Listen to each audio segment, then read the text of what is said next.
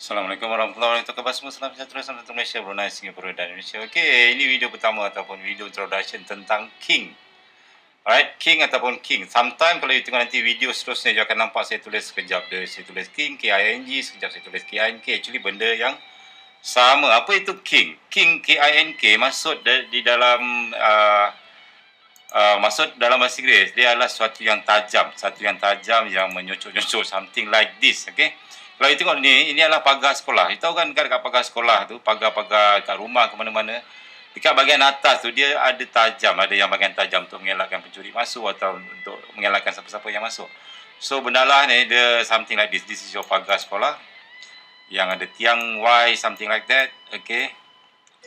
Okay, saya try lukis lah bentuk-bentuk pagar something like kalau jadi tak jadi lah. Kalau jadi, kalau tak jadi saya tak tahu. Harap you faham. This is your pagar sekolah. And then you perhatikan dekat atas pagar tu you akan nampak ada satu line, line. And then dekat sini dia ada benda yang tajam-tajam, something like that. Yes. Dia ada benda tajam untuk mengelakkan pencuri senang masuk ataupun whatever orang budak-budak sekolah lompat pagar sekolah. So benda yang tajam-tajam ni ini dipanggil King, K-I-N-K, ataupun saya tukar kepada K-I-N-G supaya nama dia lebih sedap, King. So macam mana kita gunakan ni sebagai dekat MT4, macam mana kita boleh gunakan dia dekat MT4. Kalau dekat pagar sekolah ni lah line yang lain pagar, tetapi di MT4 kita akan gunakan line SNR, support and resistance line. Ini support and resistance line, this is your SNR line, this is your SNR line. And then you akan jumpa King tersebut. You akan jumpa King di SNR tersebut. Di tempat-tempat yang penting. Saya padam balik lukisan ni. Sebelum you pergi ke MT4, kita kena kenal bentuk King. Kita ada jenis-jenis King. Jenis-jenis King. Alright. Kalau saya lukis, katakanlah first kali kita ada double maru King. Siapa yang pernah belajar dengan saya dah biasalah. Pattern double maru. Let's suppose katakanlah price turun ke bawah. Saya tukar candlestick warna merah. And then dia ada shadow bawah. Okay. And then price turun ke bawah lagi.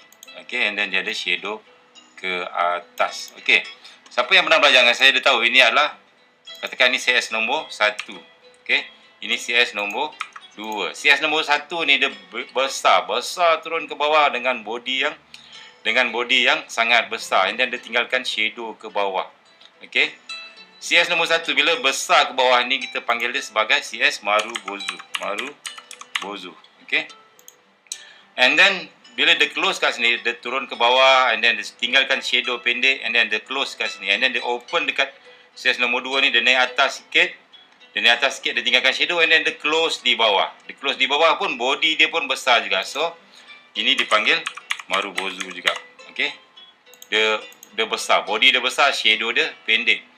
Oleh kerana kita ada dua maru bozu, maka dua candlestick ni dipanggil double maru. Ini double maru. Double maru bozu. Saya pendekkanlah jadi double maru ataupun DM. DM ataupun double maru. So dekat mana King dia? Alright. King di bahagian, kalau you faham, okay, introduction to King ialah cocok. Kalau you tahu kita punya King ialah cocok bawah, cucuk atas.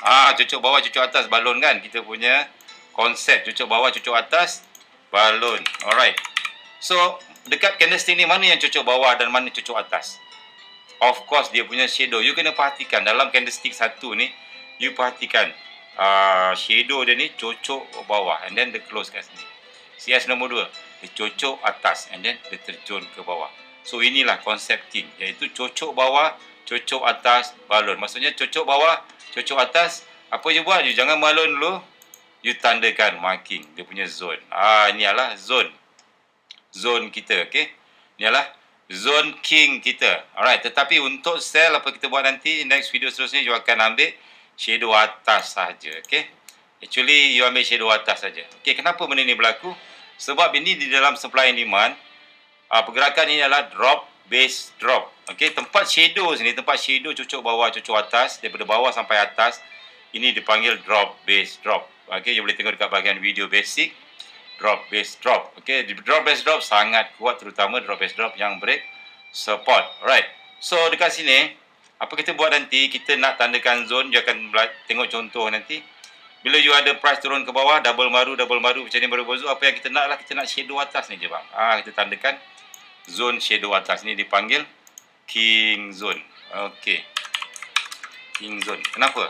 Sebab nanti kita nak sell bila price datang. Katakanlah price dah turun ke bawah, dia naik atas, masuk ke kawasan king zone ni, kita akan start balon. Balon sell, kita balon sell, stop loss dekat atas. Simple, very very simple. Maksudnya you jumpa cucuk bawah, cucuk atas, balon. Tetapi jangan lupa lokasi. Lokasi paling penting, lokasi mesti berada di SSR. Kalau you jumpa king macam ni, double maru king, wajib lokasi tersebut pertama dia berada di SSR ataupun dia berada di MPL. Di mana you akan belajar nanti next video di manakah lokasi SSR tersebut, di manakah lokasi MPL tersebut. So kita akan panggil dia SSR king, kita akan panggil dia MPL king. Wajib lokasi king tersebut mesti selari dengan SSR dan MPL. Begitu juga dengan king kat sini. King ni kalau tak ada line sini, dia tak valid. Dia tak valid. Sini dia ada satu line, and then baru dia jadi king. Kalau line tersebut bukan SSR, line tersebut bukan MPL, ataupun king tersebut tidak berada di SSR, tidak berada di MPL, maka ianya tidak valid. Saya harap you faham video pertama tentang double maru king. Okey, double maru king. You ada maru bozu pertama, maru bozu kedua, and then you ambil shadow. Okey, yang kedua, doji king. Apa itu doji king? Doji king mempunyai konsep yang sama dengan double maru. Let's suppose katakanlah price turun, membuat shadow. And then di sini price tidak membuat maru bozu kedua. Kalau tadi kita ada lepas dia close maru bozu pertama. Okey, ni yang pertama, CS nombor 1. CS nombor 2 ni dia buat doji, macam ni. CS nombor 3 baru dia buat maru bozu. Alright, maksudnya macam ni. Okey, 1 2 3. Okey, 1 2 3. So maru bozu, doji, maru bozu. So kita panggil doji king. Kat mana kita nak pilih doji king? Macam biasa kita ambil shadow atas. Okey, valid tak valid dia sebagai king? Valid sebab dia ada konsep kita. Cucuk bawah, cucuk atas. Kat mana cucuk atas? Dia cucuk atas ni, and then dia terjun. So ini adalah king juga. So zone kita adalah zone shadow yang atas. Ni tempat kita nak entry, tempat kita nak balon. Nanti bila price datang, kita akan balon sampai not enough money. No. Jaga Okey. So harap you faham doji king. Okey, doji king very very simple. Doji semua orang faham lah. Candlestick nombor 2 ni, pattern ni dia ada kecil. Ini dipanggil doji king.